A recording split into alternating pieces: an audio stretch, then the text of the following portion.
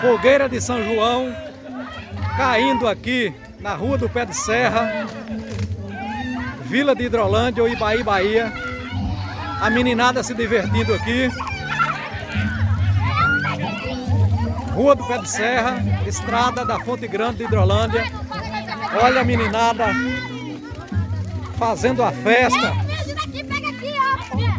A tradição da Fogueira de São João ainda insiste em continuar aqui.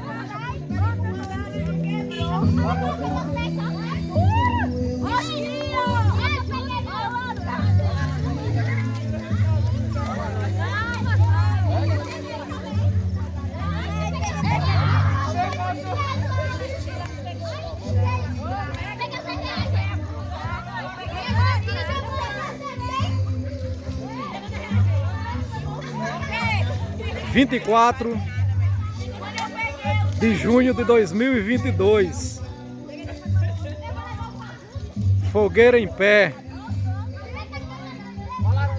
Deixa eu perguntar aqui a meninada o que foi que... Olha, criancinha. Você pegou o que, meu filho? Pegou o que aí na fogueira? Pegou o quê, pai? Você- Né, pai? Você pegou o que? Você pegou o que na fogueira? Fala aí, Bernardo. Pegou o quê? Como é o nome? Como é seu nome? Como? Bernardo, você pegou o quê? Um pacote de bolacha? E esse aqui pegou o quê? Como é seu nome?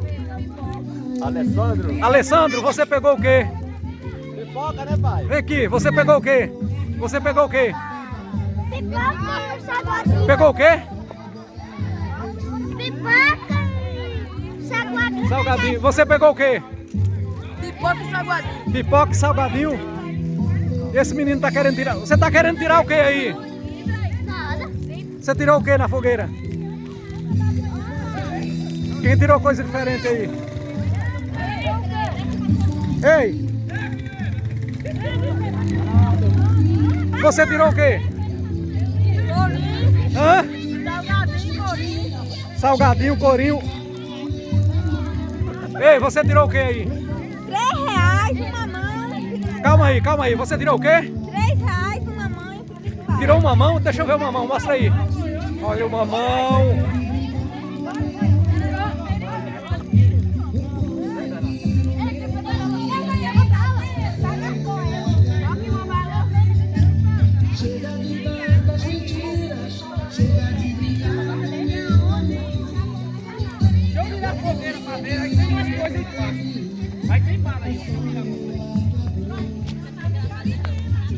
Lá longe as luzes